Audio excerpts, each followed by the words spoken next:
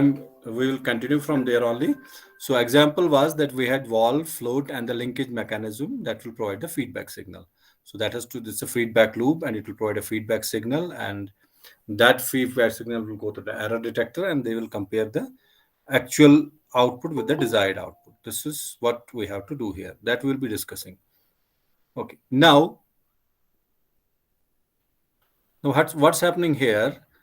Uh, these all will provide you the feedback loop. That means they will assist in providing the feedback signal. The loop is there. Now, basically, what is happening? If the level of the water, see, this is the desired level of the water, you can see from here. If this level of the water goes up, what will happen? Level of the water goes up, or level of the water rises in the tank, then what will happen? This float which is present here, the float will be pushed upwards. Similarly, if the level of the water goes down, then this float will be the if the level of the water goes down, the float moves downwards, or it will go towards it will move towards the downward direction. So this is the basic phenomena. The This float is connected to what? This float is connected to inlet wall. See here, this float, it is connected from here, you can see, to this inlet wall. By what? By mechanical linkage. See this pivot point and all this float rod A, pivot point, and this all assembly is what is it's basically a linkage mechanism. This portion here consists of the linkage mechanism. This is float, and this is linkage mechanism, and this is an inlet wall. So it's connected. Now, what will happen as the water level rises? Just I have to show the picture also. As what will happen as the water level rises. Now, what's going to happen?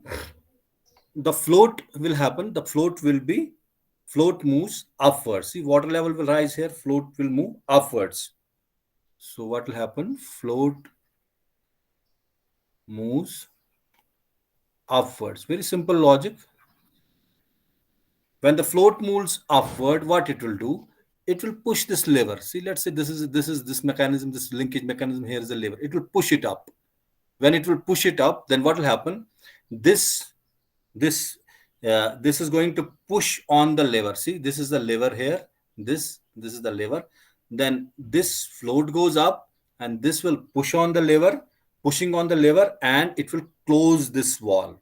Thus, what will happen? Thus, reducing the water flow into the tank. So I am writing here, as the float moves upwards, it will push on the lever, pushing on the lever. See, this is a lever here. Okay.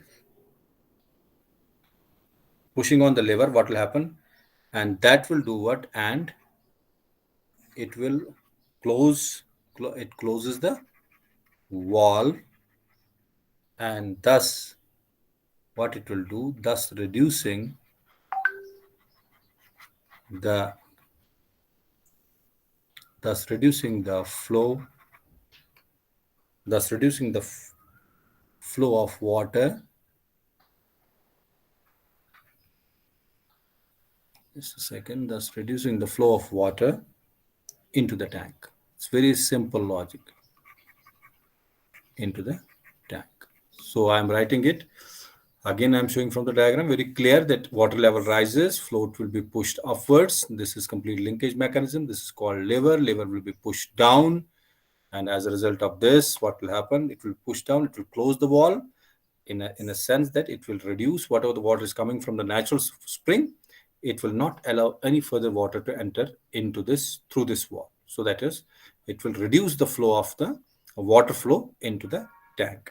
Now, similarly, second thing will be if the water level, the second is if the water lowers, water level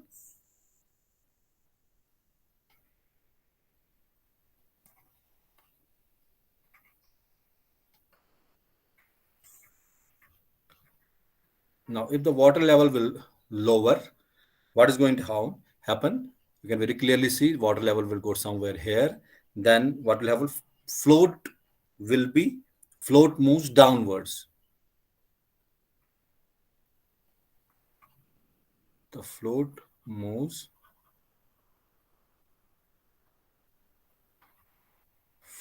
downwards here. Very clearly you can see. So when it moves downwards, it will be pulling this time.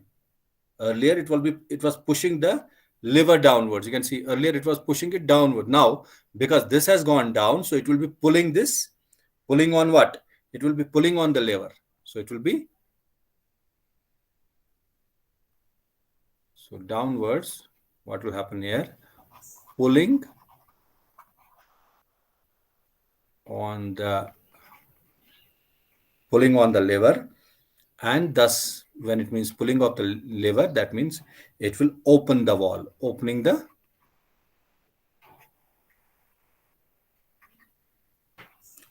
wall. That means when it's opening the wall, thus what will be doing it? Thus it will be allowing the water, more water, to flow into the tank. Thus allowing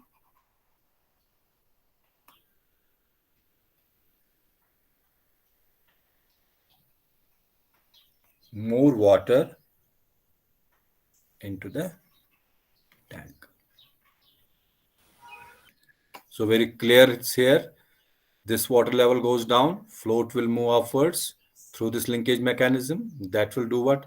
When it moves upward, that will pull this. When it will go downwards, water level will go down, float will go downwards. It will be pulling on. It will be pulling on this lever towards upwards direction. Then that means what? That means it is opening the wall. Once opening the wall, it will allow the water to flow through the tank so that it will reach to its desired level. So very clearly, we have adjusted the system. Valve has been adjusted in such a way that there is definitely a feedback signal going to the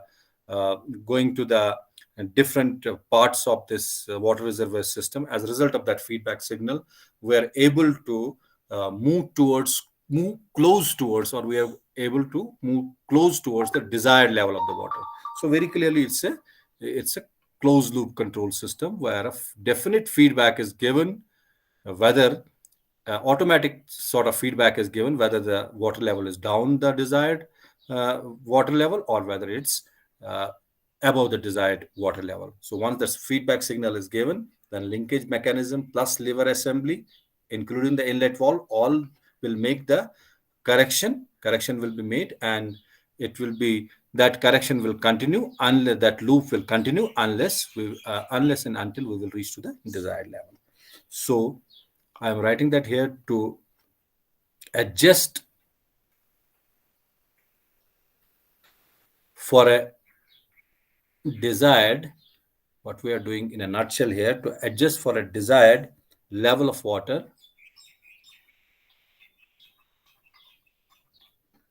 in the tank.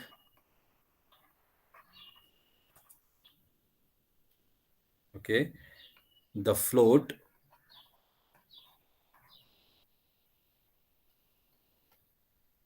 is moved what? The float is moved up and down, up or down on the float rod. Okay, so what we are doing, basically, we are adjusting the float up and down so that we can maintain the desired level of the water. So this was another example of the closed loop control system. Now there are some more terminology. This is not the example. Example will take more, but there are two terminologies that's called. One is positive, or we call it regenerative feedback.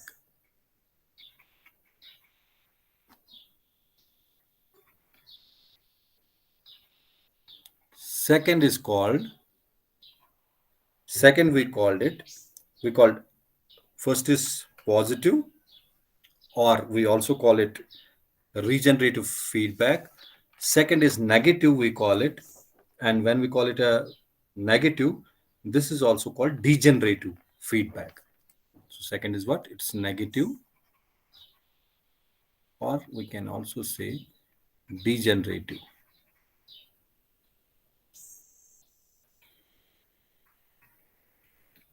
feedback. So let's have a brief definition of this. You should know about this.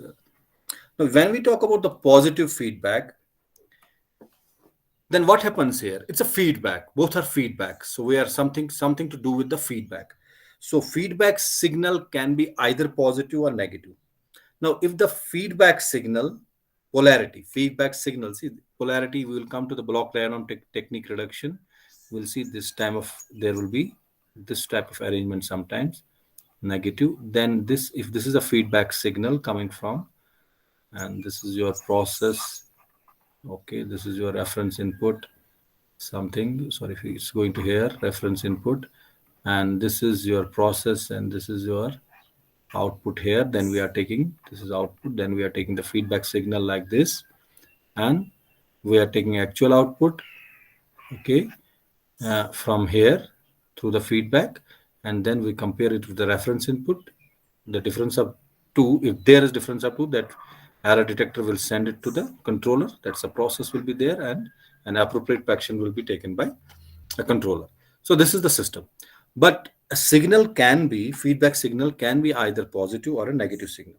If the feedback signal's polarity aids or helps a command input, whether is a reference input is there or a command input is there, if the feedback signal is going to help it, aid it, then that type of signal is called positive or regenerative feedback.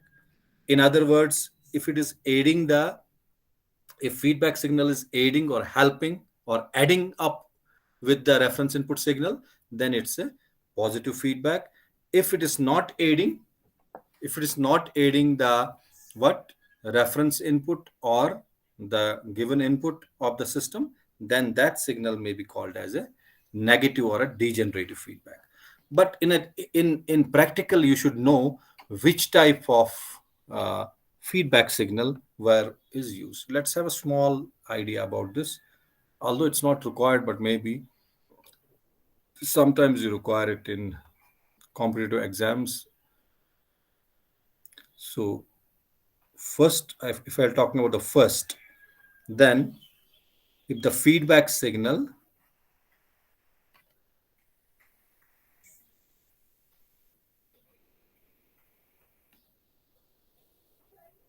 if the feedback signals or signal aids a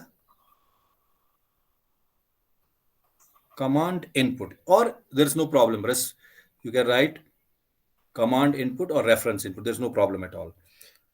Command input signal or a reference input signal, either of this can be used, then it is said to be positive feedback, or said to be positive feedback or a regenerative feedback. Now let's take an example. Now we have what positive feedback is. Best example we can take radios. I think you're not hearing the radios. We used to hear the radios. Most of the cricket matches, our times when electricity in the 90s was not there. There were no mobile phones in the 90s. And even though in the earlier part of 2000, in early 2001, 2 and 3 mobiles came. So we used to normally, when there was no electricity in the Srinagar, and uh, we used to hear the matches, particularly the cricket matches, from radios using the commentaries was broadcasted by different agencies at that time. So All India Radio was also broadcasting. So we used to hear this. We used to hear the commentary from that. So what was the problem? We in the radios, what we basically we use positive feedback. In the radio signals, normally we use positive feedback. Now, what will happen if the radio signal was weak? See, if that time, in today also, if your father is there and maybe grandfather is there, so they may be hearing these radios because they like this radio. It's not that technology is absolute, nothing is absolute, but there are some advantages of this technologies also. But if you were hearing the ACB, Australian Broadcasting Corporation, then BBC was there, British Broadcasting Corporation, and there are lots of Voice of America, lots of channels were there, which were far away from our state or from our country. Then what will happen? In that case, radio signal which we were getting, now in that case the radio signal was weak. So if the radio signal is weak, then how to boost this signal? So what was done? An automatic gain controller, we call it AGC. AGC is called gain controller, automatic gain control. That was a circuit. This was a circuitry type. Automatic gain control circuit was activated.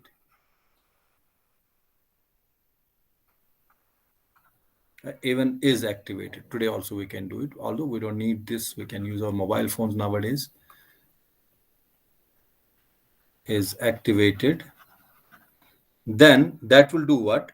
When the automatic gain control circuit was activated, it will boost that means its output, जो इसका output था, जो automatic gain control, whatever the signal we are getting from it, its output is a feedback signal. That's basically a feedback signal. Feedback signal that will boost the radio signal. That means that will overall increase the strength of the radio signal. So here what we are doing, automatic gain control circuitry was activated in this case, and then its its output was what? Its output is feedback signal. Kiska output? Automatic gain control circuitry. That's output is a feedback signal. Oh, job of which was what? That boosts the radio signals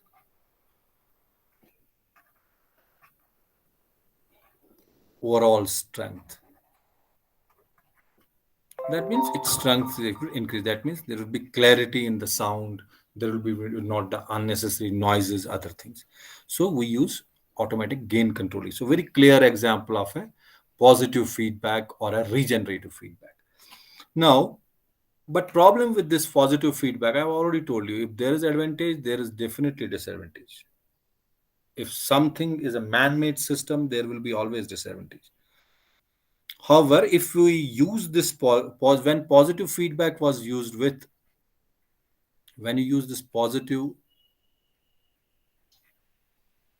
feedback, when positive feedback is used in industrial control, okay, industrial control, in the process industries, industrial closed loop systems, then what will happen there? In that case, input will lose the control over the output. So input usually we say loses control over output. So it's very clear. So best is to use this positive feedback or regenerative feedback signals in some circuitries where you have to increase the strength for boosting the strength of the signal. So that's the best optimal use of this one. So second feedback is feedback signal that opposes the input signal. This is second, negative feedback signal that opposes the feedback signal that opposes the input signal.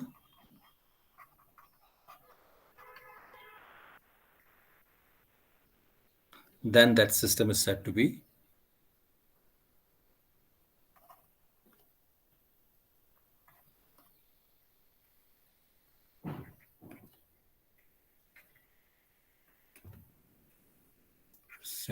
negative or a degenerative feedback.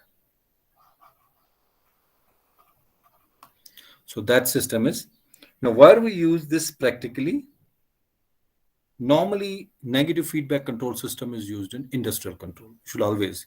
It is better to use a negative feedback control in the industrial control, where where we are using a closed loop system, then input will have a control over the output signal. If you combine the negative feedback signal values and with that values from the command input, a closed loop system will work properly. So combination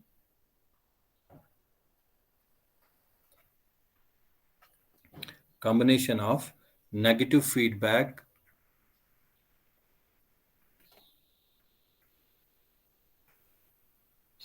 back values from the command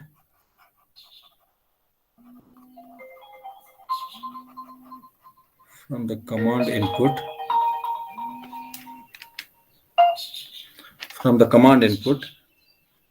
then we can expect our closed loop system will work properly.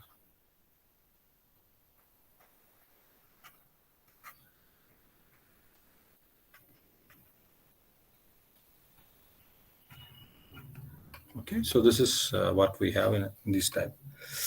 So very clear, two feedback systems I have told. Feedbacks are positive and negative feedback system, and I have told you where we use them. So you should know about this. Now next is the example number 2. Example number 2 will be talking of the speed of an automatic, we can say speed of an automatic car that is also controlled by a closed loop control system. We call it cruise control system. Speed of automobile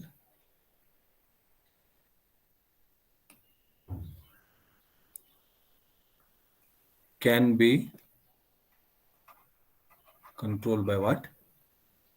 Can be controlled by a closed loop system. That's called a cruise control.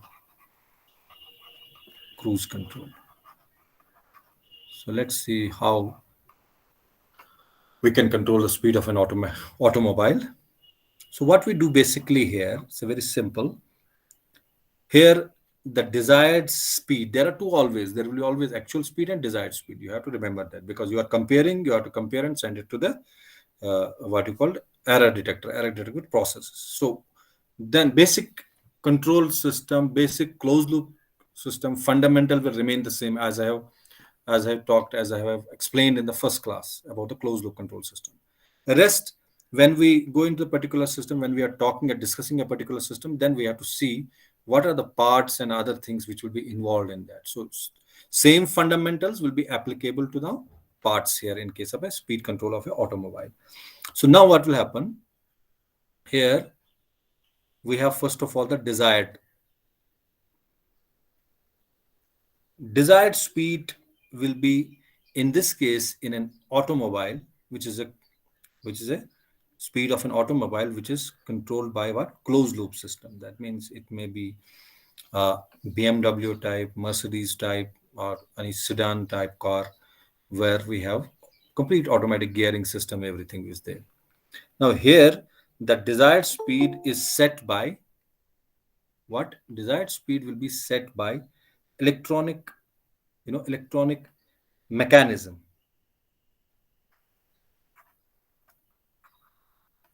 Electronic mechanism, and where that will be fitted, usually that will be placed on steering wheel assembly.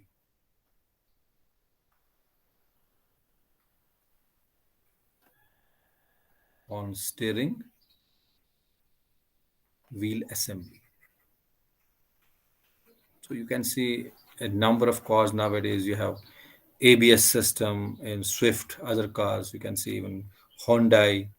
You can see Honda. There are different cars where complete their automatic system is there. That means automatic system means what? Once the speed will increase, it will give a beep. It will tell you what should be the optimum speed, and then it will also tell you, okay, if there sometimes forbids there's some obstacle will come, then the airbags will come out. and you can use your brakes, which will be having a ABS system, and then ABS system will exactly land you in the place where you want to land. It will not move, the momentum will not take the vehicle further. So very good sophisticated nowadays vehicles are there, or automobiles are there, which can have this type of control. So now, if I have to set the desired speed as a manufacturer, I will do what?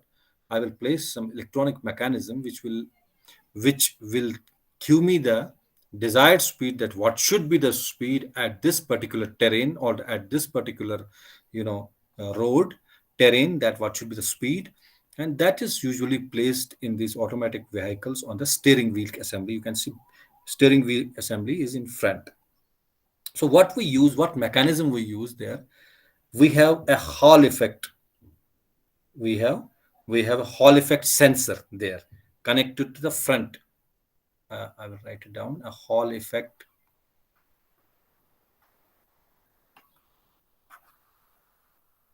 sensor is used, which is connected how? Which is connected. Oh, sorry, this is fine. Desired speed will be electronic gadget will be there. That will be speedometer, and then that will be connected to the wheel assembly.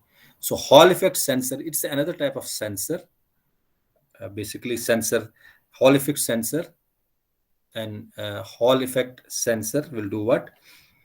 Okay, no, that is we can more precisely write it as a Hall effect speed sensor. Okay, is connected to front axle.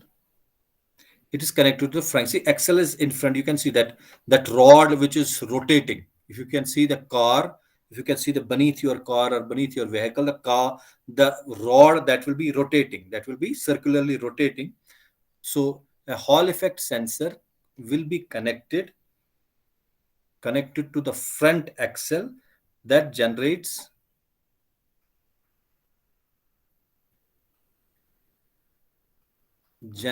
a signal that will be proportional to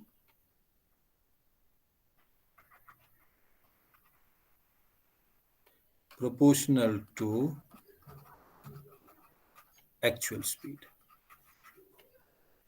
So two things what we have studied for the cruise control. Number one, desired speed. So there will be a electronic mechanism. Normally the speedometer will be there, which will be usually placed on the steering wheel, and that will be giving you a desired speed. So what the actual speed you should have? What is the optimal speed, best speed you should have? Then a Hall effect sensor, because it's a Hall effect sensor, means a sensor which can speed sensor, which can also give you information about the speed. And this is normally a type of sensor which will be having an input signal, electronic signal, sorry, input analog signal, or it can have a, you can say analog will be A to D type of signal will be there, that will be converted, and that will be in the digital form given to you. So A to D converter in the microprocessor, you can study it. A to D converter type of input and output will be there. 4 to 20 milliamp signal that will be converted in digital signal, and that assembly will be placed on the front axle, and that will, once connected to the monitor, that's a LCD or small monitor, that will generate a signal, and that will give information about the actual speed, at what speed the vehicle at a particular instant is running. I'll explain it again. A sensor will be a particularly a transducer type of a sensor, which can normally have, you can say, a analog to digital conversion, and then connected to the monitor as an output device. Once it is connected, and it will give you information about the actual speed of the vehicle at which it will be traveling at a particular instant. So these are the two things. Then you have two of these things. Then comes to the error detector. An electronic error detector will be there. An electronic error detector, it will do what? It will compare. That's its job is to compare only. It will compares the actual speed. The basic fundamental is same. I'm repeating again. You compare the actual speed with what? actual speed to the desired speed,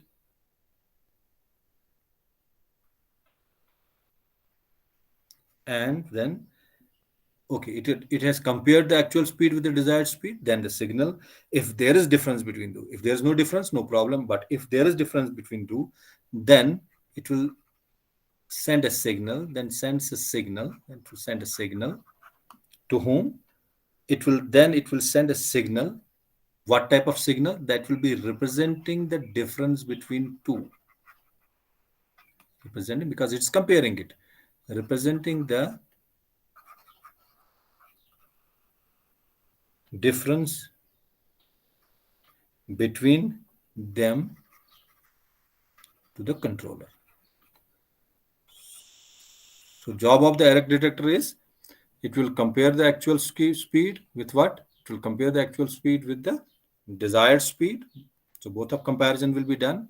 Now, if there is an error, then it will do what? It will generate a suitable signal that is proportional to the difference between them, and it will send it to the, it will send it to whom? It will send it to the controller. Sorry, to the controller. Okay, it will send it to the controller. Now, in this case, what is the controller? We should remember, in this case, a controller will send a demand signal to whom? To an electromagnetic. We have last time also seen electromechanical device, which was called actuator. I have that time told you the definition of the actuator. So controller will do what? Demand signal, in a sense that because there is a difference, it wants now that difference to nullify. So it will send a signal and telling, signal whom? To a certain device, and it will be telling that device to please do something, so that the difference is nullified and the speed reaches almost to the desired speed. That's the aim. The controller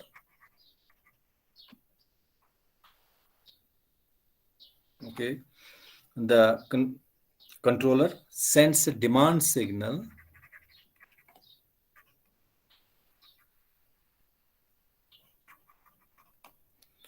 to an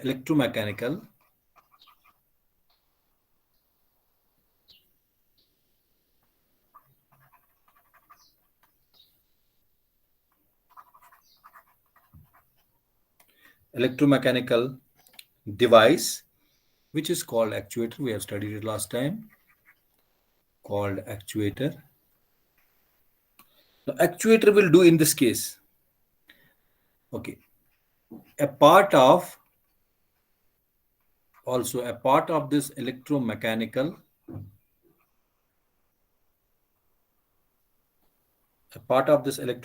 device क्या होती है इसमें, in case of this cruise control, एक rod होती है, is a rod which is connected to the throttle,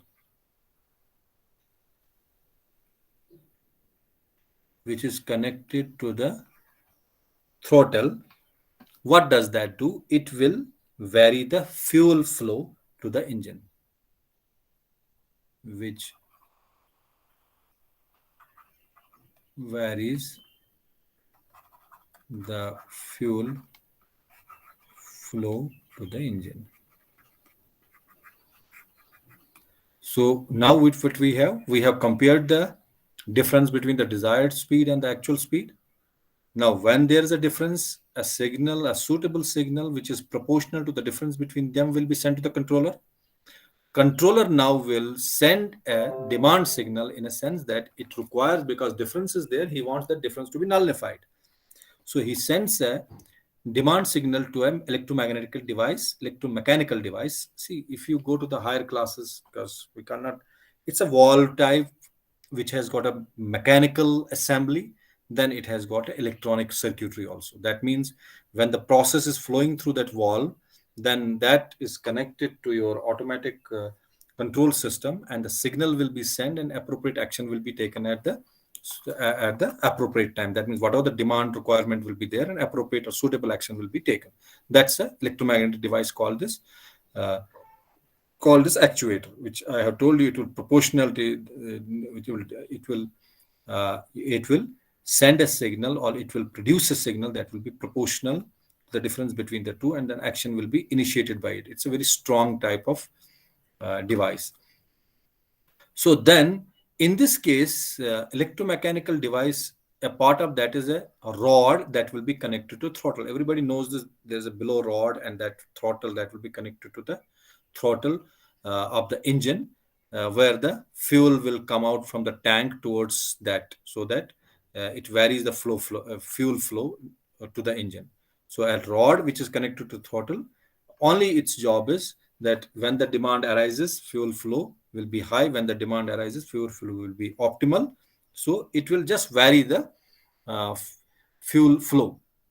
Its just job is to vary the fuel flow. So what has happened now? If a car is traveling on a level road,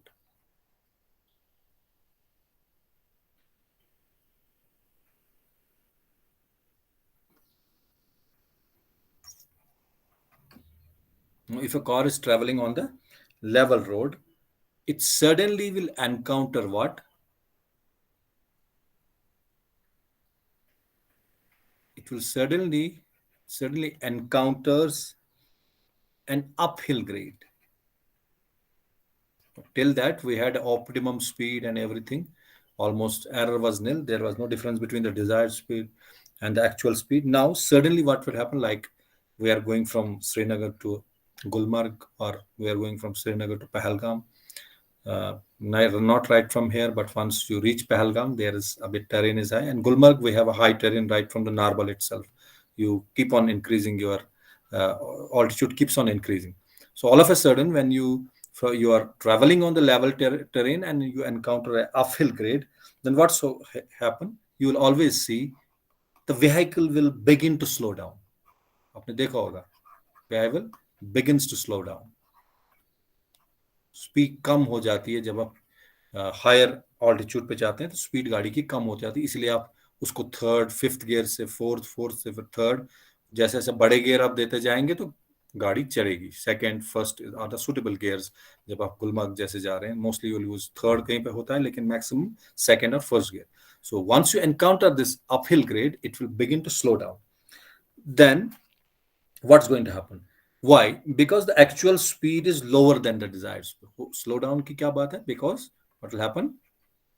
Because now actual speed is lower than desired speed. That's very clear. That's why, because we are not near to the desired speed. That's why the vehicle has slowed down. So what's going to happen? Now again, the error detector will do what? It sends a signal to the actuator. It's a mechanical device, electromechanical device. Sends a signal to the, it will again send a signal to the actuator. Okay, once it sends a signal to the actuator, okay, here. Oh, okay, error detector has detected that desired speed, actual speed is less than the desired speed, because vehicle has slowed down a bit, because terrain is uphill, terrain is altitude is increasing now, and vehicle is slowing down. So error has been generated, and error signal will send that difference of the actual and the desired speed proportional signal to the actuator. Then electromechanical device causes the rod. Now what electromechanical device will do? Electromechanical device causes the rod to move to, okay, throttle.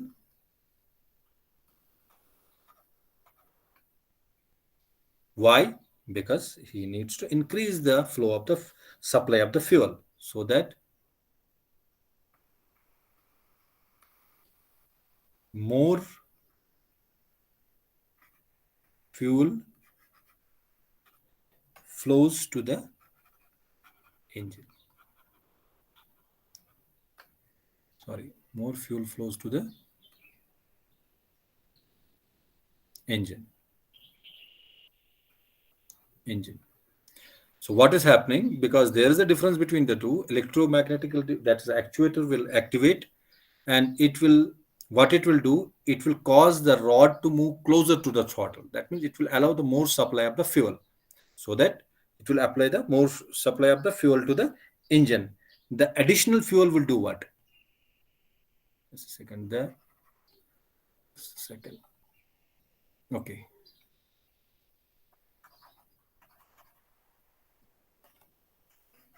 Now this additional fuel causes the car to accelerate because speed was down. So additional fuel which we are sending, which we are, how we are doing it, we are bringing the rod near to the throttle, and so that we can get more supply to the engine from the fuel tank. We will be getting more supply to the engine. So this additional fuel will cause the car, we make sure that car does not lose the momentum. So additional fuel causes the car to accelerate until it will continue to do so until it reaches the desired speed.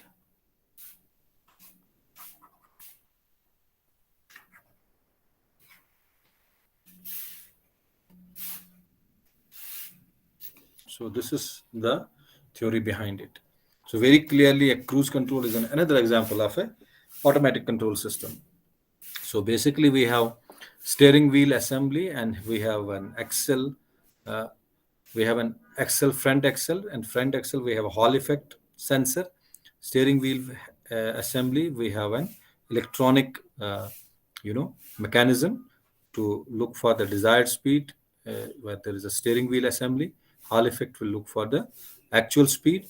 Then error detector again will compare that. In that case, if the difference between two is there, then the signal will be sent. Signal will be proportional signal, which is equal to the difference between the two. That is the actual speed and the desired speed. It will be sent to the controller. Controller in this case will send that to the electromechanical device which is called actuator, and actuator has a part of it, an electromechanical, the part of that is a rod which is connected to the throttle. The job of it is to vary the supply of the fuel. Then after that, what will happen, once that difference is there, a command signal has sent.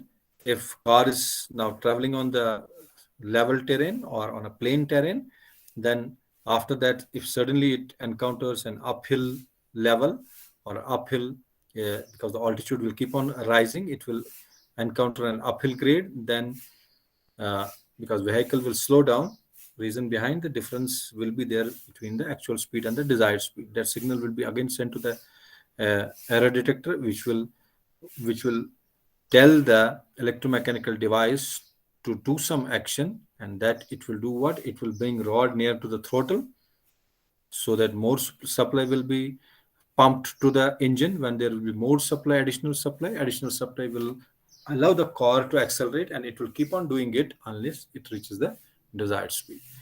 I hope this is clear, Tanzib. Yes, sir. Clear. Okay, so this was about the second example. Now let's take a third example of center heating system. We have one or two examples after that. One example I will give for the homework, that is the automatic flight control, that you have to study yourself, and if there is any doubts, you can come back. Okay, now next is example number third is closed loop system that uses negative feedback. Which is that? So we have a closed loop control system,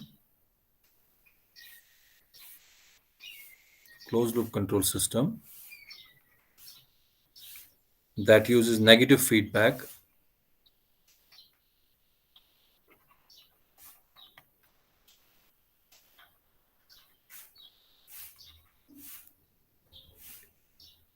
Is what is the central heating system in house.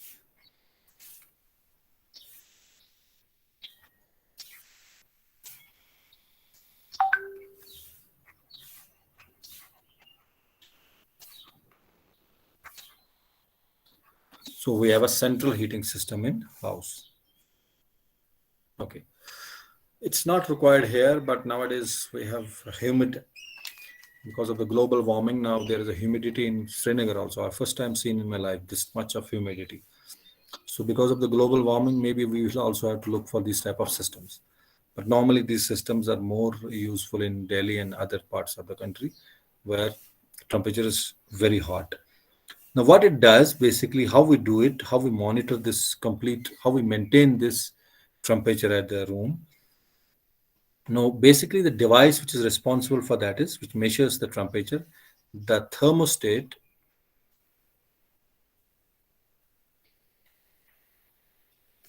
monitors the temperature in the house.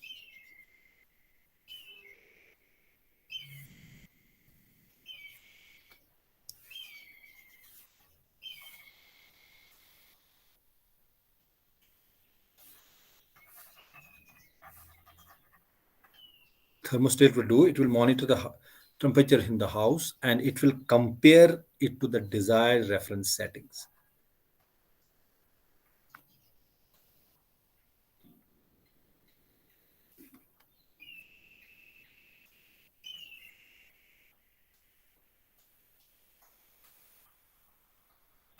So basically we have some reference setting that we need. Suppose this is industrial sorry, industrial heating system where we need to maintain a temperature at very high temperature, and then thermostat is a device which will be monitoring this temperature all around. And then if there is discrepancy, it will compare it to the desired. We have some reference setting. Let me take an example. Suppose the room temperature room temperature drops to 66 degree from the reference setting of 72. Let us suppose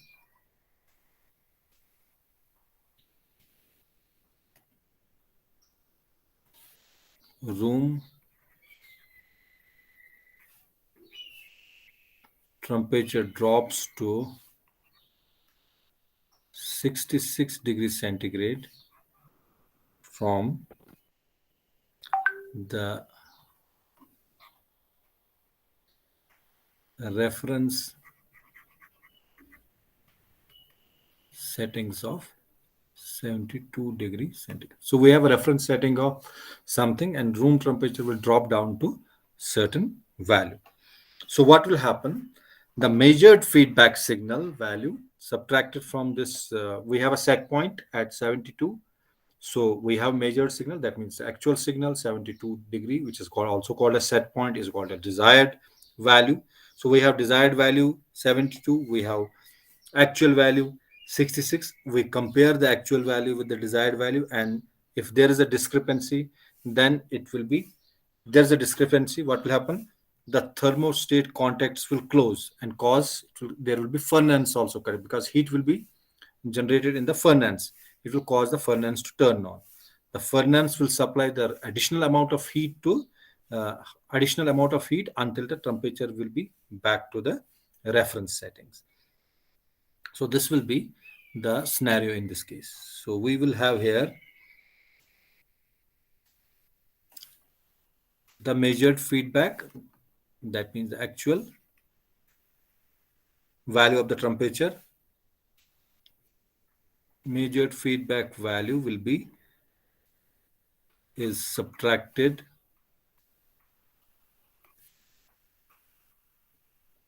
from the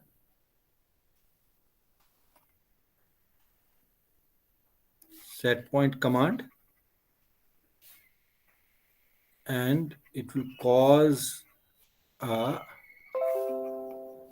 discrepancy of 6 degrees centigrade. Okay. Now what will happen? Sorry. What's going to happen in this case, because there's a discrepancy? Now what will happen? The thermostat,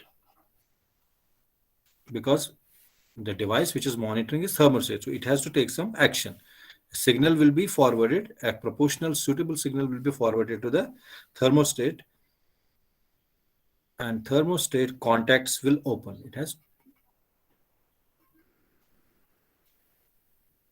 thermostat contacts will be in this case closed, because earlier it were open and now the thermostat contacts will be closed. And what it will do, it will cause the furnace to turn on, because earlier it was open, now contacts will be closed. Once this is closed, so it will cause the furnace to turn on, because furnace is the one which is supplying the heat. Furnace to turn on, the furnace will do what? The furnace supplies the heat. Furnace will supply the heat until the temperature is back to the until the temperature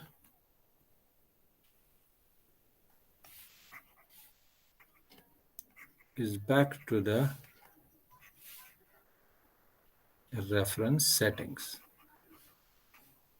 Until the temperature is back to the reference setting. It is very clear that uh, there is a actual value and there is a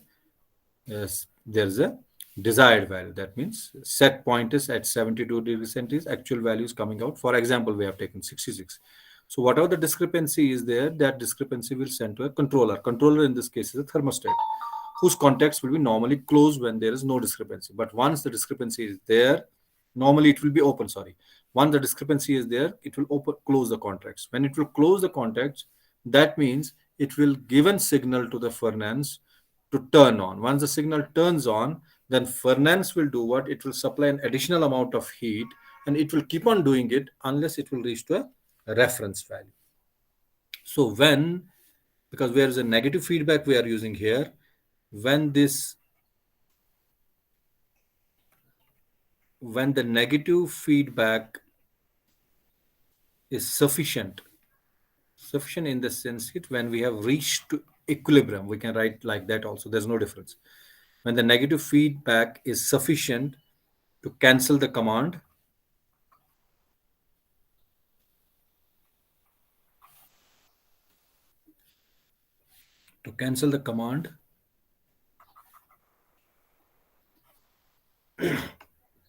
then what will happen?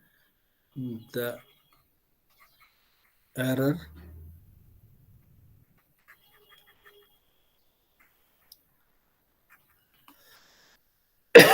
will exist no longer.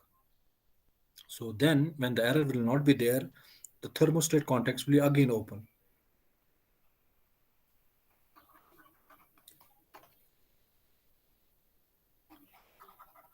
Thermostat contacts will be open, and it will do what? It will send a signal to the furnace to switch off, and switches the furnace off.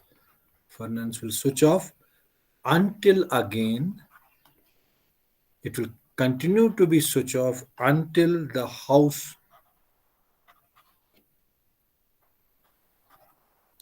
cools down below the reference.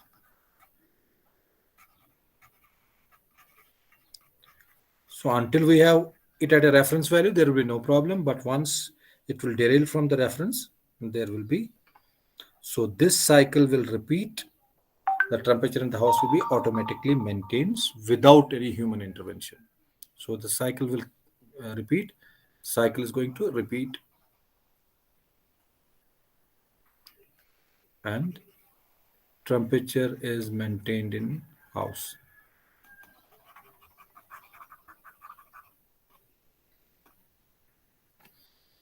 There will be no human intervention, without any human intervention.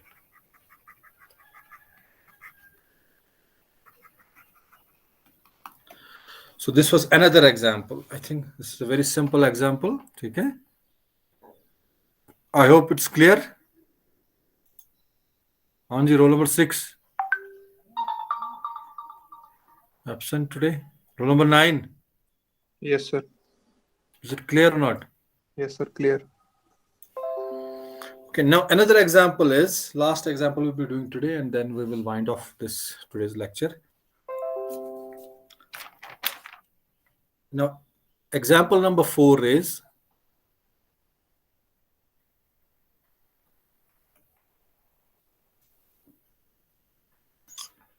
Okay. Example number 4 is closed loop toaster oven. We have a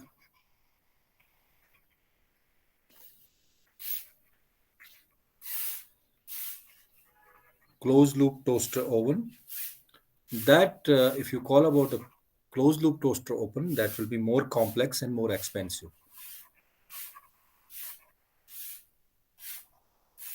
More complex in a sense that in the construction and the build up it will be more complex, and definitely when it's complex it will add to its cost. Now what will happen, since it has to maintain both, what it has to look into the color,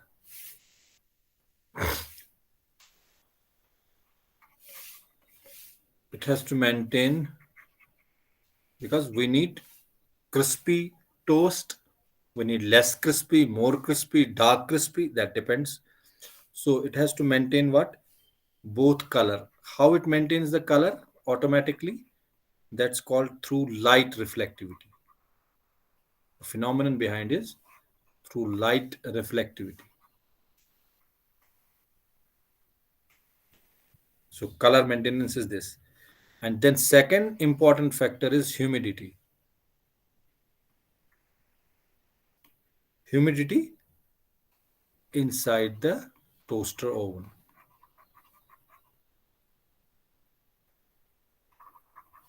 So two things are important for us, color and humidity. So one will be maintained through light reflectivity, second inside the toaster oven. Now, when both of these phenomenons will be there, see, if an engineer or a control system engineer must consider the trade-off between open loop and accuracy, because if he will make the system more accurate, then maybe the cost will be very high. If he will make the system very accurate, cost will be very high. So he has to trade off between what? He has to trade off between, in between value, he has to see neither the cost should escalate, sorry, neither the cost should escalate, nor it will not have any proper control on the toast. That means we are not getting the appropriate results. So it has to trade off between two things, open loop and high cost of closed loop control system. So it has to trade off. So this is all about we have today. So I will just stop.